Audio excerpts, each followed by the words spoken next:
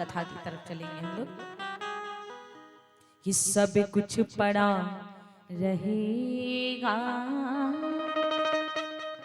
मिट जाएगी निशानी। इतना गुमान के इतना गुमान कैसा, छोटी सी जिंदगानी। अरे सब कुछ पड़ा रहेगा, मिट जाएगी निशानी।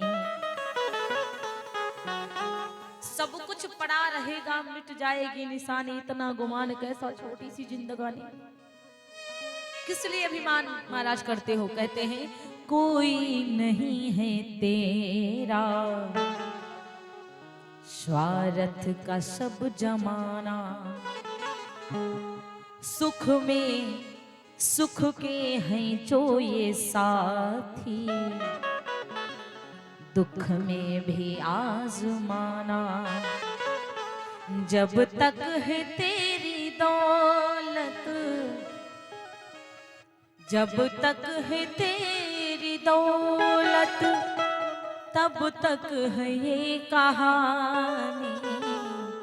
अरे सब कुछ पड़ा रहेगा, मिट जाएगी निशानी। इसीलिए भगवान का भजन करो प्यारे। जब तक सुख में सभी मैं आपके साथी बनेंगे, धन के साथी सब हैं, और जब खत्म हो जाएगा तो हालो नहीं पूछेंगे। ना कोई कदर करैया है धन बिना। इसलिए महाराज भगवान का भजन करो। देखिए भरत जी महाराज चाहते तो उनको राजा बनाया गया था, चाहते तो आनंद की जिंदगी जीते। सोचते हमको क्या दिक्कत है, अब भैया चले ही गए हैं, राज पे हम बैठ ही जाएंगे, आनंद के साथ में राज्य करेंगे। लेकिन नहीं, क्यों पता है? इसलिए नहीं किया क्योंकि भगवान से लेकर के हम कुछ अपने आप में मस्त हो जाएं, ऐसा कभी हो नहीं सकता। भगवान की चीज को लेना चाहिए, लेकिन फिर भी उसको समर्पित करके। अगर भगवान, वैसे तो मेरा पूरा शरीर भगवान का ही दिया है, जो खाते पीते हैं, जो बैठते हैं उठते, हर चीज तो भगवान ने दिया है। लेकिन कोई आपको भगवान का दर्जा देने लग जाए, भगवान की जगह पर बिठाने लग जाए, तो बिल्कुल नहीं बैठिएगा। इंसान जो है उसके भीतर भगवान की कृपा हो सकती है। वो इंसान अच्छे कर्म से भगवान के जैसा कार्य कर सकता है, तो उसको प्रभु के जैसा सम्मान मिलेगा। लेकिन भगवान वो कदापि नहीं बन सकता, भगवान कभी नहीं बन सकता। भगवान तो मेरे एक ही हैं, मेरे सरकार, मेरे कृष्ण, मेरे राम, वो तो एक ही है महाराज। आज इस प्रकार से कहा जाता है, जब मैया, या तो आप भगवान से प्रेम कर लो, या तो भगवान का नाम लो, चाहे गुस्सा में लो, चाहे प्रेम में लो, चाहे गलती से लो, और चाहे आदत बन जाए आपकी नाम लेने, लेकिन नाम लो। मैंने कल भी आप लोगों को बताया था, यदि जमीन पर बीज गिरेगा तो चाहे उल्टा गिरे चाहे सीधा गिरे, वो जमेगा जरूर, उगेगा जरूर, पेड़ जरूर निकलेगा।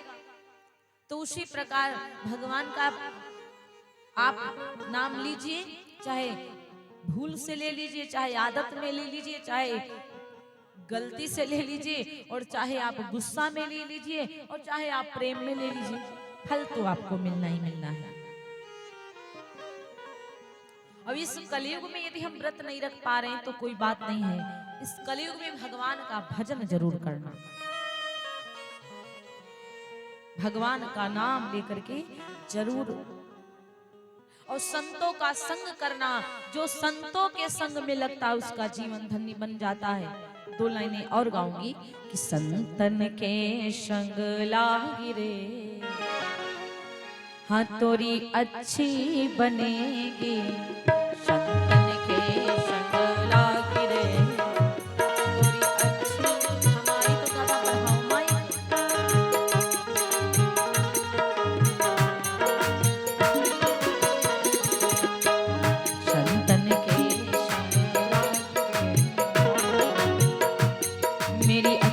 तेरी अच्छी बनेगी, चंदन के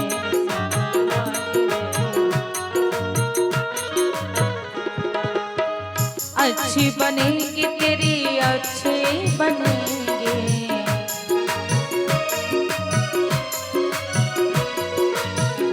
अच्छी बनेगी, तेरी बढ़िया बनेगी, मिट जाए दिल के दाग रे,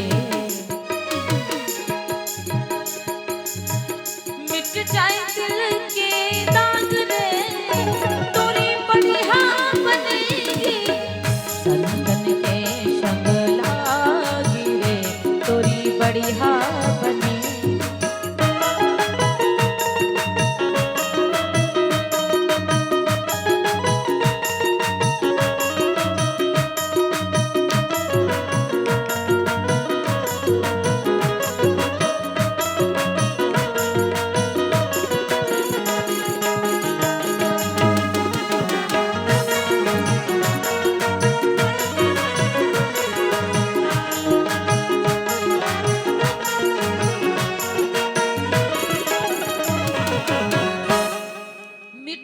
दिल के दाग रे, तोरी बढ़िया बनेगी, संतन के संग लाग रे, तोरी बढ़िया बनेगी। इसलिए महाराज भगवान के साथ में रहो, संतन के संग रहो, राम कृपा दिखला दे तो संत मिलन हो जाता, संत दया दिखला दे तो भगवंत मिलन।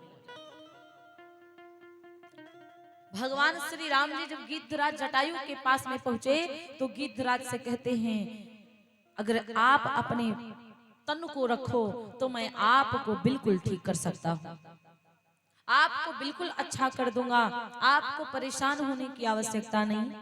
जटायु बाबा ने कहा, नहीं प्रभु, मुझे तन नहीं रखना है, मैंने सुना है कि आपका नाम जो संत लेते हैं वो पार हो जाते हैं, और मैं कितना भाग्यशाली हूँ, नाम तो ले ही रहा था प्रभु, आपकी गोद में पड़ा हुआ हूँ, आपकी गोद में पड़ा हूँ, इसलिए मैं बहुत भाग्यशाली हूँ, मुझे अपने प्राणों को नहीं रखना है, आपके हाथों में ही अपने प्राणों को त्याग देना है। गीध देह तज धरि हरि रूपा, गीध अपनी देह को तज करके भगवान के रूप में आ गया। भूषण बहु पट पीतन,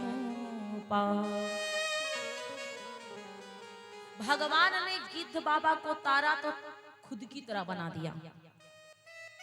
कैसे? अपना अंश बना लिया।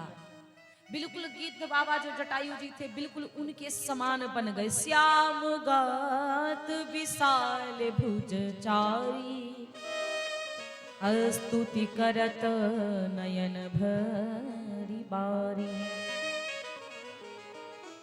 आज गिद्ध बाबा भगवान की स्तुति करते हैं कि प्रभु आप जिसके ऊपर कृपा कर देते हो फिर उसका पार पाने वाला कोई दुनिया में नहीं बचता है। आप जिसके ऊपर कृपा बरसा देते हो ना उसके ऊपर फिर कोई मतलब कष्ट आने वाला नहीं है। वैसे राधा रानी भी हैं बरसाने वाली जिसके ऊपर कृपा बरसा देती है फिर उसके ऊपर कोई कष्ट नहीं आता। जहां पर हमारी लाडली जो रहती है बरसाने वाली, बरसाना नाम है उसका। बरसाना नाम से बरसाने वाली नहीं है, बरसाने वाली के नाम से बरसाना पड़ा। क्योंकि कृष्ण कृपा बरसाते हैं तो बूंद बूंद देते हैं। कृष्ण कृपा देते हैं तो बूंद बूंद देते हैं, लेकिन हमारी लाडली जो कृपा देती बूंद बूंद नहीं, वो डायरेक्ट बरसा देती हैं वो अपनी कृपा। इसीलिए उनके नाम से बरसाना पड़ा, इसीलिए उनको कहते हैं बरसाने वाली। महाराज कहा जाता है आज गिद्ध बाबा ने कहा कि आप जाइए, आगे आप जाओगे तो आपको सबरी माता मिलेंगी, आपको सबरी माता मिलेंगी। वो है मातंग ऋषि की शिष्या। आज सबरी माता जब कुटिया में बैठी थी, सबरी जी के ऊपर भी कृपा संत की ही हुई है। महाराज सबरी मैया जी के ऊपर भी कृपा संत की ही हुई है। सबरी मैया तो एक भिलनी है और भिलनी की बिटिया सबरी। दो कारण हैं। इस सबरी एक गरीब परिवार की कन्या थी। जो सबरी का स्वरूप बिल्कुल बदला, काली कुरूप, बिल्कुल उनका सुंदर जो अंग है, शरीर है, उनका रूप है बहुत बेकार, दिखने में बहुत बेकार। उनके रूप की वजह से उनको कोई पसंद नहीं करता है। गांव वाले भी उनको बिल्कुल ध्यान नहीं देते। गांव वालों का भी मन यही रहता सबरी का विवाह नहीं होगा। लेकिन सबरी भगवान की भक्तन है। सबरी भगवान की भक्तन है। वो भगवान नारायण का स्मरण हर वक्त रखती है। विवाह करने के लिए तो लोग आते हैं, लेकिन जब उसका रूप देखते हैं सबरी जी का, तो लोग विवाह नहीं करते और चले जाते हैं। बात तक नहीं करते सबरी से। ये कहते हैं कि इसका रूप जब अच्छा नहीं है तो मैं इससे बात क्या करूं, मैं विवाह नहीं करूंगा। हर माता पिता चाहता है कि हमारी बिटिया का विवाह हो जाए। हर माता पिता के मन में आता है कि अगर हमारी बिटिया है तो हम भी अपने बिटिया के चरणों को, पैरों को पूजें। हम भी अपने इन हाथों से कन्यादान करें। हर माता पिता चाहता है, क्योंकि कन्यादान के जैसा कोई दान बड़ा नहीं है। इसीलिए अपनी बेटी का कन्यादान करने के लिए माता पिता बड़े आतुर रहते हैं। बच्चा जब से जन्म लेता बस तब से मन में बैठ जाता है कि बिटिया का जब विवाह होगा उसके लिए अभी से व्यवस्था बनाओ। इसलिए महाराज कहा जाता है अब तो सबरी माता का जब विवाह नहीं हुआ, माता पिता उसके बड़े व्याकुल हैं। एक बार ना जाने कहां से रात्रि का समय था, एक राजकुमार, एक लड़का आया। सबरी के घर के सामने से निकला, रात्रि का समय था। उसके माता पिता ने जब लड़के को देखा, बहुत घबराया हुआ वो लड़का था। उसके माता पिता कहते हैं कहां से आए हो, कौन हो, कहां जा रहे हो आप? उस लड़के ने बताया कि मैं तो परदेसी हूं, मैं परदेश से पता नहीं कहां जाऊंगा कहां नहीं जाऊंगा, मेरा कोई ठिकाना नहीं है। जब ये बात महाराज कहा जाता है कि वो लड़का की सबरी की माता, सबरी के पिता सुनते हैं। उस लड़का से बोले कि मेरी एक कन्या है, आप विवाह कर, आपका विवाह मैं अपनी कन्या से कर दूंगा और आप विवाह कर लीजिए। मेरी कन्या आपकी सेवा करेगी, आप अकेले हो इसलिए। सबरी माता जी का विवाह रात में उस लड़के के संग में कर दिया। जब सबरी माता उस लड़के के संग में चली तो चलते चलते चलते चलते जंगल को पहुंची महाराज। प्रातः काल हो गई। लड़के ने जब अपनी पत्नी के चेहरे को खोला तो देखा कि काली कुरूप है। उसका रूप रंग नहीं अच्छा लगता है, बिल्कुल भी सुंदर नहीं दिखती है। उस प्रकार वो लड़का क्रोध में आकर कि मेरे संग धोखा किया है, उस सबरी माता को जंगल में छोड़कर चला गया। सबरी मैया को उस लड़के ने त्याग दिया और जब उस लड़के ने सबरी माता को त्यागा तो सबरी माता घर वापस नहीं गई। एक कारण ये है, और एक तो कारण ये था कि सबरी माता का विवाह करने के लिए पिताजी तय कर दिए थे, तो उनके विवाह में 100 बकरों की बलि चढ़ाई जाती। सबरी जी के विवाह में 100 बकरों को काटते, बकरों का 100 बकरों का मांस खाते। जब सबरी को पता चला मेरे विवाह में बकरे काटे जाएंगे, इतना पाप होगा, तो वो भाग गई, विवाह नहीं करी। 2 कारण हैं। एक कारण ये भी है और एक कारण है कि विवाह हुआ लेकिन उनका पति भाग गया। तो सबरी माता संसार को छोड़ देती हैं, संसार के चक्कर में नहीं पड़ी कि आज मेरे पास ये नहीं है या मेरे संग मेरा विवाह नहीं होगा या मेरा विवाह के चक्कर में ही नहीं पड़ी दोबारा। सबरी माता साध्वी बन गई और साध्वी बन करके जंगल में विश्राम करती हैं, वहीं पर रहती हैं, वहीं पर भगवान का भजन करती हैं। फिर धीरे धीरे जंगल में भटकते भटकते भटकते भटकते एक कुटिया के पास पहुंचे। जब माता सबरी भटकते भटकते कुटिया के पास पहुंची महाराज, तो कहा जाता है कि सबरी जी को वहां पर संत दरस हुए, संत बाबा मिले। और जब संतों का मिलन हुआ तो कुछ संत कहते ये कन्या है, इसको भगाओ, इस कन्या को जंगल में अकेले रहना ठीक नहीं है और हम सब संत इसको नहीं रखेंगे।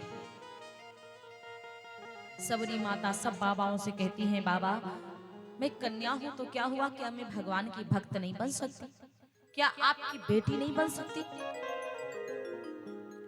तो कुछ संत वहां पर मना कर दिए कि नहीं नहीं, मैं आपको अपने पास नहीं रखूंगा। अच्छा, जब सबरी माता को अपने पास रखने से मना कर दिया महाराज, तो कहा जाता है कि जब अपने